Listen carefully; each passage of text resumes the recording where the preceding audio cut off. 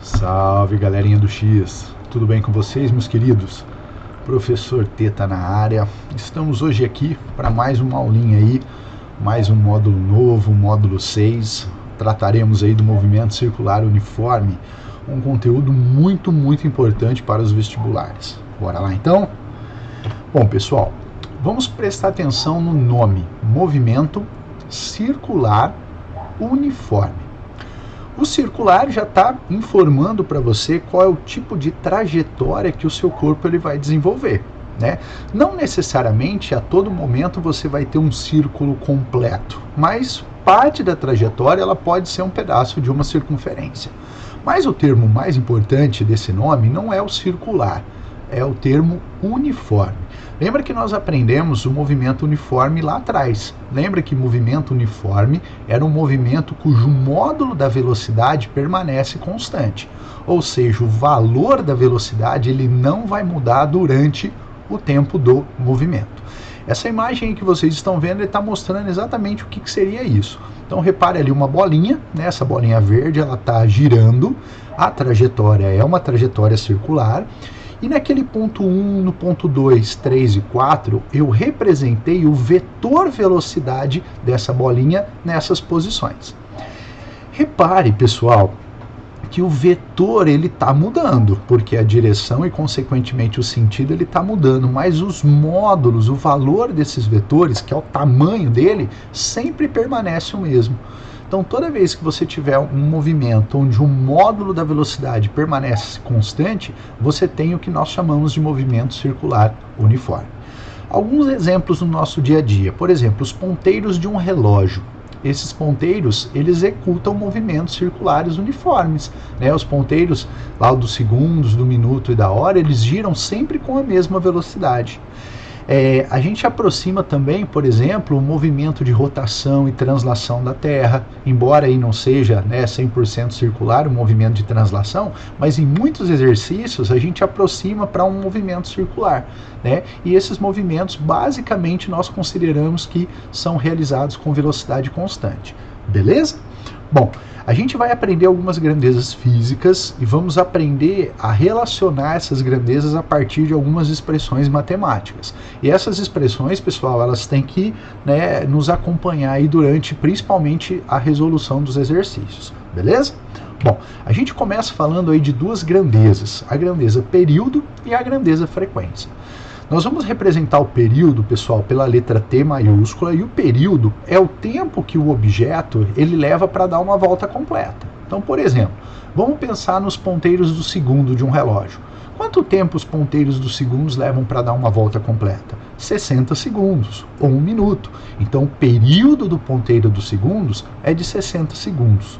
Por exemplo, vamos pensar no ponteiro das horas. Qual que é o período do ponteiro das horas? O ponteiro das horas de um relógio leva quanto tempo para dar uma volta completa? Pessoal, se você falou 24 horas, cuidado, né? O nosso ponteiro ele leva 12 horas para dar uma volta completa. Em 24 horas ele dá 2 voltinhas, né? Então o nosso período do ponteiro das horas seria um período de 12 horas. Tá? Então, cuidado com essa grandeza, uma das grandezas mais importantes aí para a gente. No sistema internacional, né, nós já estudamos, o período ele é medido em segundos. Tá? Lógico que pode aparecer minutos, horas, dias aí, mas no sistema internacional a unidade de tempo é o segundos. Além do período, nós temos uma outra grandeza chamada frequência. Por exemplo, quando alguém pergunta assim para você, com que frequência você escova os seus dentes durante um intervalo de tempo de um dia? O que essa pessoa quer saber? Se o seu dente é limpinho? Não, né, pessoal? Ela quer saber quantas vezes você repete o mesmo ato, que seria escovar os dentes, durante um certo intervalo de tempo. Sei lá, um dia, uma semana, um mês, tá? No movimento circular uniforme, o que se repete? São o número de voltas. Então, o nosso objeto ele fica dando voltas, né? Então, quando a gente fala de frequência, a gente quer descobrir o que, pessoal? A gente quer descobrir a quantidade de voltas que o nosso objeto vai dar num certo intervalo de tempo. Tá? Então, por exemplo, ó, vamos imaginar uma situação aí. Ó. Vamos imaginar que eu quero descobrir a frequência de um objeto que ele dá 40 voltas 40 voltas em 10 segundos, tá? Matheus, então ele tem uma frequência do quê? De 4 voltas por segundo. Só que voltas por segundo nós vamos chamar de uma outra coisa aqui dentro. Nós vamos chamar de hertz, pessoal, tá? Então hertz pra gente seria voltas por segundo. É a sua frequência, é a quantidade de voltas que ele dá num certo intervalo de tempo. Outra unidade que pode ser utilizada é o tal de RPM. RPM seriam voltas por minuto ou rotação por minuto. É muito importante que a gente consiga transformar de uma em outra. Então, por exemplo, se eu estou em RPM, rotação por minuto, e eu quero ir para hertz, tá? Daqui para cá, o que a gente faz, pessoal? A gente divide por 60. Lembra que cada minuto são 60 segundos? Né? Então, para ir de RPM para Hertz, a gente divide por 60. Em contrapartida, se a gente quisesse voltar, a gente multiplicaria por 60, tá? Matheus, o que é essa formulinha aí, né, meio em cinza aí que você está apresentando? Pessoal, essa formulinha aqui que eu estou apresentando para vocês, primeiro essa de cima, é uma formulinha genérica, né? Se a gente conhecer o número de voltas e o intervalo de tempo, a gente pode descobrir essa formulinha, né, através dessa formulinha frequência. Só que existem alguns atalhos dentro do movimento circular uniforme. E um desses atalhos é essa formulinha que eu estou apresentando aqui para vocês. Essa formulinha, ela foi gerada a partir dessa. Olha só o que eu fiz. Eu imaginei que o meu objeto ele vai me dar uma volta. E o tempo, pessoal, o intervalo de tempo para dar uma volta é o que nós chamamos de período. Então, essa formulinha nada mais é do que uma relação matemática entre a frequência e o período. O que ela significa? Se eu conheço o período do movimento, eu jogo o período ali no lugar do t e eu consigo descobrir rapidamente a frequência. Ou, se eu conheço a frequência, eu jogo a frequência ali no lugar do f e rapidamente eu consigo descobrir o período. Então, essa formulinha f igual a 1 sobre t é um atalho. Ela deixa a resolução do exercício, dependendo da pergunta e da informação que ele te dê, mais rápida de ser resolvido, tá? Mas a formulinha genérica, que é interessante a gente lembrar, é essa frequência, é o número de voltas pelo intervalo de tempo. E ela dá origem a essa outra expressãozinha que deixa o exercício, né, mais rápido de ser resolvido. Beleza? Gente, a gente não pode misturar o conceito de período e frequência, tá? Período, tempo para dar uma volta. Frequência, quantidade de voltas dadas num certo intervalo de tempo. Ok? Bora lá então, pessoal.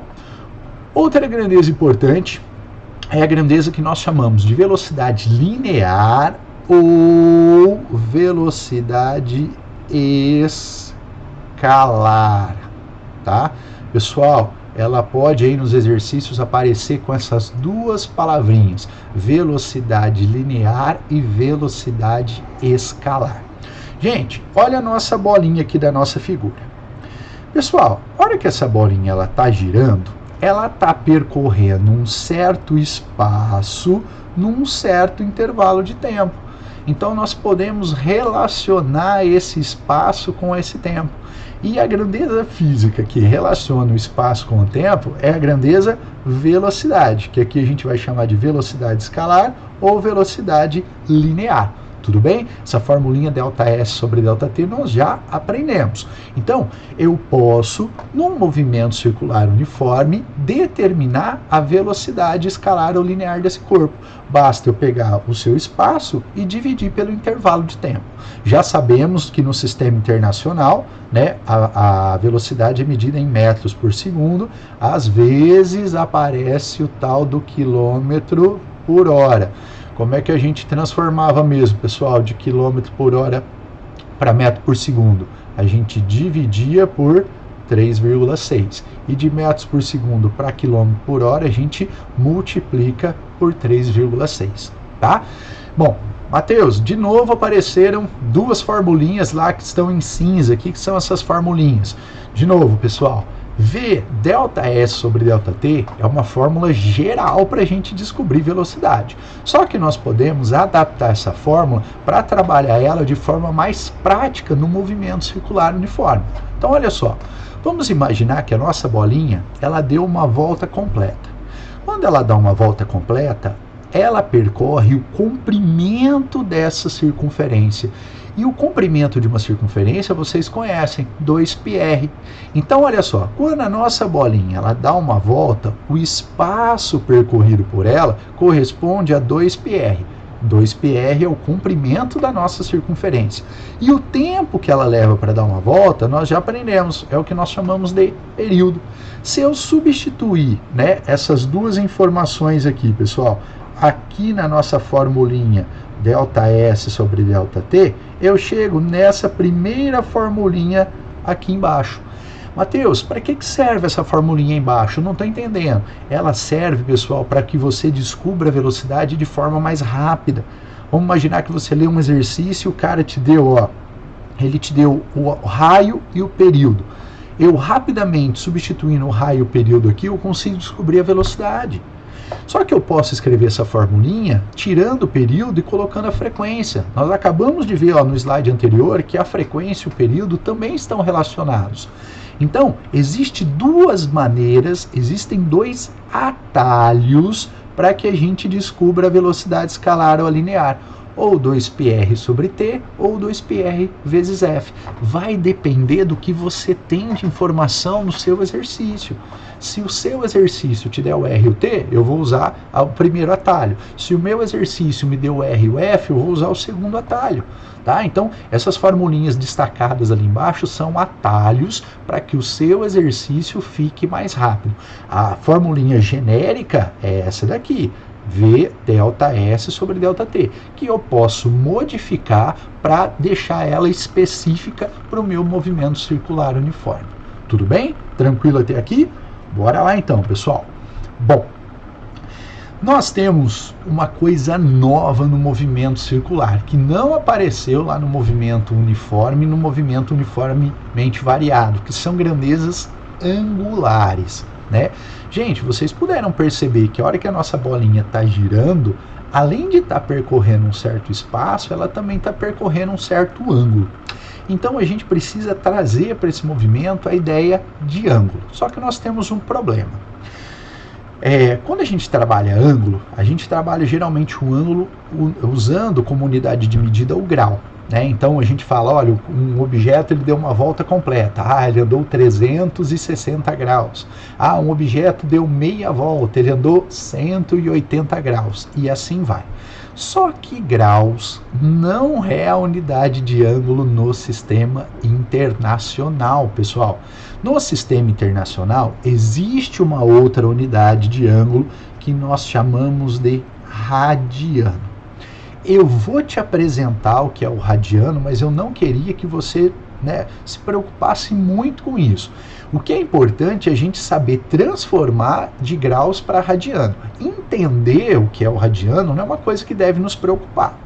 Bom, o que é um radiano? Olha essa figura que nós temos aqui em cima. Eu tenho um círculo e, assim como todo círculo, toda circunferência, nós temos o seu raio.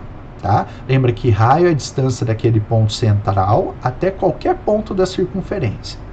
O que é um radiano? Radiano é um certo ângulo onde o arco oposto a ele, que é essa região aqui que eu estou pintando, ó, tem exatamente o tamanho de um raio. Então, de novo, radiano é um ângulo cujo arco que ele enxerga tem exatamente o valor de um raio. Isso é o radiano. Mas o que nós precisamos nos preocupar? Mateus, quando eu dou uma volta completa, que eu falo que eu ando 360 graus, significa que eu vou conseguir andar uma certa quantidade de raios? Perfeito, essa é a ideia.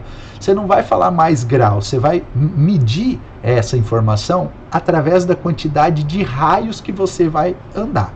Então, olha na tabelinha aqui embaixo que eu estou apresentando aqui para vocês. Ó. Quando a gente for falar que a gente vai andar 360 graus, a gente não vai falar assim. A gente pode até pensar, mas a gente não vai falar mais desse jeito, tá? Nós vamos falar que a gente anda o equivalente a 2π radianos. Então, toda hora que vier na minha cabeça 360 graus, eu vou esquecer o 360 graus e vou falar 2π radianos.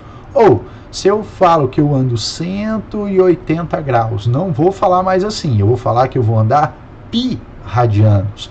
Se eu falo que eu ando 90, eu ando π sobre 2. Tudo bem? Fala, Matheus, aí eu tenho que decorar essas relações? Gente, basta você lembrar de uma, tá? Por exemplo, se você lembrar da primeira aqui, ó, que 360 graus vale 2π radianos, você consegue transformar qualquer valor de graus em radiano. Olha só. Imagine que um objeto, né, ele saiu daqui, ó, um corpo saiu dessa posição e ele veio até aqui, ó, tá? E esse corpo, ele andou 135 graus, mas eu não posso falar mais graus, eu tenho que transformar 135 graus em radiano. Como é que eu vou fazer isso? Eu vou fazer uma regrinha de 3. Acabei de falar para vocês que 360 graus vale 2π. Então, 135 graus vale quanto, Matheus? Vamos fazer uma regrinha de 3, né? A gente faz a multiplicação em cruz, né, a proporção, e nós chegamos que, ao invés de falarmos 135 graus, a gente vai falar 3π sobre 4 radianos. É assim que o 135 se, né, dá através do radiano. É estranho, os números são feios, né, mas infelizmente ou felizmente é a unidade de ângulo no sistema internacional, tá? Pessoal, você até pode pensar em graus, mas na hora de escrever, você tem que escrever em radianos, tá? Matheus, por que você está falando desse negócio de ângulo, taraná, taraná? O que isso vai ser importante? Isso vai ser importante para que você aprenda a nossa próxima grandeza. Além da velocidade escalar, nós temos uma outra velocidade que nós chamamos de velocidade angular. Olha o nosso desenho. Ó. Tá vendo a nossa bolinha aqui? Quando a nossa bolinha ela sai daqui e ela vem até aqui, existem duas maneiras de entender o movimento dela. Eu posso falar que daqui até aqui ela andou um certo espaço, ou eu posso falar que daqui até aqui ela andou um certo ângulo. Eu posso fazer uma análise de espaço percorrido, ou eu posso fazer uma análise de ângulo percorrido. E pessoal, ângulo e espaço estão relacionados. E essa relação ela vem através dessa expressãozinha. Essa expressão aqui em especial, pessoal, ela basicamente não vai aparecer para a gente em exercícios. Na verdade, ela é uma expressão que vem lá da matemática, né? Quando você quer descobrir, né, lá na matemática o tamanho do arco, que é aqui o que eu estou representando pelo ΔS, o que a gente faz, pessoal, para descobrir o tamanho desse arco? Nós pegamos o ângulo em radianos e multiplicamos pelo valor do raio. Gente, essa formulinha que eu acabei de escrever em vermelho é essa daqui, né? É a mesma fórmula, eu só passei o R multiplicando, tá? Então, o que eu quero te chamar a atenção? Não se preocupe com essa expressão aqui de cima. De baixo ali a gente vai ter que se preocupar, mas é de cima não. Eu só quero que você entenda o quê? Quando um corpo gira, eu posso fazer análise do movimento dele de duas maneiras diferentes. Eu posso focar o espaço que ele anda, a quantidade de metros que ele anda, ou eu posso focar a quantidade de radianos que ele anda. Por quê? Porque isso me permite calcular o que nós chamamos de velocidade angular. Gente, nós acabamos de ver que a velocidade, ó, velocidade linear, que nós representamos por V, é a relação do espaço pelo tempo. Tudo bem? Formulinha conhecida nossa. Só que agora nós temos uma outra velocidade que nós chamamos de velocidade angular, que nós vamos representar por essa letra grega chamada ômega, tá? Pessoal, ômega é como se fosse um Wzinho mais arredondado, vamos assim dizer. Não tem que se preocupar com o nome da letra grega, tá? Você tem que se preocupar com o nome da grandeza física. Velocidade angular é por esse símbolo grego que a gente representa, tá? Se a velocidade linear é o espaço pelo tempo, a velocidade angular é o ângulo pelo tempo. Então eu posso determinar, a hora que essa bolinha sai desse ponto e vem até esse, qual a velocidade angular dela, a quantidade de ângulos que ela percorre, ou seja, a quantidade de radianos que ela percorre num certo intervalo de tempo. No sistema internacional, acabamos de ver, né? Esse cara é medido em radianos, esse cara aqui é medido em segundos, então a nossa velocidade angular no sistema internacional é o radiano por segundo, tudo bem? Então, quando um objeto se move, ele, além de ter a sua velocidade linear ali em cima, ele pode também ter a sua velocidade angular, né? Eu posso estudar essas duas velocidades, tudo bem? E aí, dependendo da pergunta, eu vou focar em uma ou eu vou focar na outra, tá certo? Bom, eu vou te mostrar agora por quê. Essas duas formulinhas aqui, ó, V delta S sobre delta T e ômega delta θ sobre delta T, são formulinhas genéricas, né? Mas lembra que eu estou te apresentando algumas formulinhas de atalhos para deixar o exercício mais rápido. Eu queria te apresentar as formulinhas de atalho para essas duas velocidades. Na verdade, para a velocidade linear eu já te apresentei, ó. Olha aqui as formulinhas de atalho dela, tá? O que eu vou te apresentar de novo agora são, né, os atalhos para a velocidade angular. E você vai perceber que vai existir um atalho para relacionar as duas velocidades, ok? Então, os atalhos são esses, gente. Olha lá, ó. Eu peguei aqui a formulinha genérica, V delta S sobre delta T. E aí eu estou pensando aqui em uma volta, tá? Mateus, por que em uma volta? Porque, gente, todas as voltas são iguais. Lembra que o objeto gira sempre com a mesma velocidade. Tudo que acontece na primeira volta, acontece na segunda, na terceira, na quarta e assim vai, tá? Quando o meu objeto dá uma volta, o espaço que ele percorre é o comprimento da circunferência, é 2πr. E o tempo que ele leva para percorrer isso é o que nós chamamos de período. Só que nós, ao invés de criarmos uma relação com o período, nós podemos criar uma relação com a frequência. Então essas duas formulinhas aqui, ó, essa e essa, elas são os atalhos para a formulinha da velocidade linear, né? São equações que deixam a resolução rápida quando eu pergunto a velocidade linear. Eu posso fazer a mesma coisa, gente, para a velocidade angular, ó, mesma coisa. Quando o meu objeto dá uma volta, lembra que para uma volta, ó, gente, qual que é o ângulo que ele percorre em uma volta? Ah, já sei, Mateus, 360 graus. Lembra que eu não posso mais falar graus. Lembra que o 360 graus, para uma volta, ele percorre 2π radianos. E o tempo para percorrer isso é o que nós chamamos de período. Tudo bem? Então, ó, essa formulinha aqui, ó, é o meu primeiro atalho para descobrir a tal da velocidade o quê? Angular. Mateus, e essa formulinha do lado? É ela escrita em termos da frequência.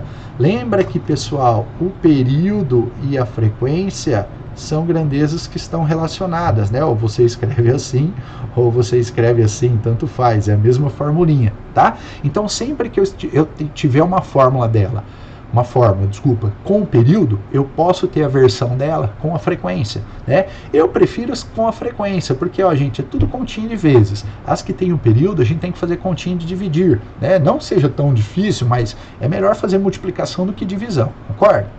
E a última coisa que eu queria te mostrar nesse slide, olha só, qual que é a diferença entre essas duas formulinhas aqui, ó? Ah, Mateus, uma tem o F, uma tem o R, desculpa, a outra não tem. Você concorda então comigo que para essa formulinha aqui, ó, essa formulinha é a velocidade ômega angular, tá? Para que ela vire o V, basta eu multiplicar ele pelo raio. Você concorda comigo? Ó, para que a formulinha do ômega vire a formulinha do V, basta eu pegar a formulinha do ômega e multiplicar pelo R. É exatamente isso que vocês estão vendo aqui, gente. Essa expressãozinha V igual a ômega vezes R é um atalho rápido. Para quê? Para que com a velocidade angular ou a linear e o raio, você consiga descobrir a outra, tá? Então, essas formulinhas que eu estou apresentando nesse slide agora, essas primeiras aqui, ó, elas são as formulinhas genéricas. Essas outras aqui, ó, incluindo essa daqui de baixo, são os atalhos. para aquela expressão que eu vou utilizar, né, ali na hora de resolver o meu exercício para deixar o meu exercício mais rápido, beleza? Bom, para a gente finalizar essa primeira parte, pessoal, eu vou dividir esse vídeo em dois para não ficar muito cansativo para vocês, tá? A última grandeza física que nós vamos estudar é a aceleração do movimento circular uniforme. Aí você deve estar tendo um bug agora na cabeça, né? Porque eu falei que o movimento circular uniforme, o módulo da velocidade permanece constante. Ou seja, o meu objeto não fica nem mais rápido, nem mais lento. E agora eu estou vindo aqui, estou falando de aceleração. E nós estudamos que a aceleração é a mudança da velocidade, né? Isso deve estar te causando uma certa estranheza. Só que, pessoal, olha que nós temos que pensar. Lembra que velocidade é um vetor. E todo vetor ele é caracterizado por três informações: módulo, direção e sentido. O que não muda no movimento circular uniforme é apenas o módulo da velocidade. A direção e o sentido eles estão mudando. Então olha o vetor aqui, ó. Olha esse vetor velocidade, ó. Quando o meu objeto sai dessa posição aqui e vem para cá, o meu vetor velocidade ele muda em direção e sentido. E isso caracteriza para ele, na física, uma aceleração.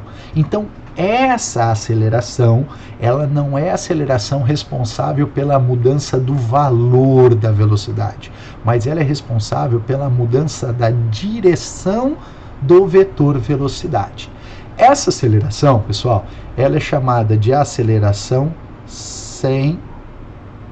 centrípeta, tá? Pessoal, aceleração centrípeta, que a gente abrevia por AC. Esse nome é exatamente porque, olha ela aqui em todas as imagens, ó, olha ela aqui, pessoal. Quando o meu corpo ele está passando por um determinado local, a aceleração ela é chamada de centrípeta porque, ó, olha a setinha dela, ó, ela sempre vai apontar para o centro da circunferência. Né? Geralmente a gente representa o centro pela letra O, tá? Então, vamos devagar. Mateus, o que é a aceleração centrípeta? A aceleração centrípeta é uma aceleração que resulta, que vem da mudança da direção do vetor velocidade. O módulo do vetor velocidade não muda, porque senão não seria um movimento circular uniforme. Mas a direção, a hora que um corpo está girando, a direção muda. E isso já caracteriza para a gente uma aceleração que nós chamamos de centrípeta. Mateus, como é que nós descobrimos a aceleração centrípeta? Pois estou te apresentando aí, ó. Tem duas versões, tá? Ou uma com a velocidade linear, que é o v ao quadrado dividido pelo r, lembrando que o r é o raio da nossa trajetória, tá?